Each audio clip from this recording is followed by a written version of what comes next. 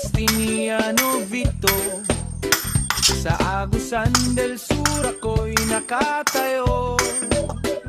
Sa init ng apoy, pawis ay tumutulo.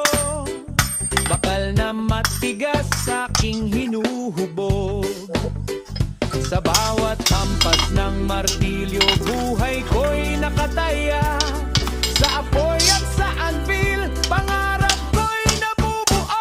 Ako ang panday ng bakal. Sa apoy ako'y tatag. Itak, kutsilyo, espada, matalas parang kidlat. Sa bawat talim na gawa, puso ko'y kasama. Sa Agusan del Sur ako'y panday ng pag-asa.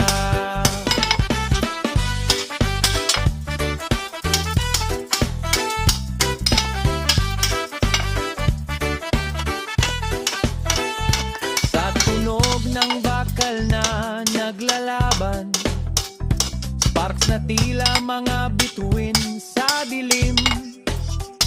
Hindi lang armas ang aking nililikha, kundi lakas at dangal ng aking lahi. Hindi sumusuko sa hirap ng buhay.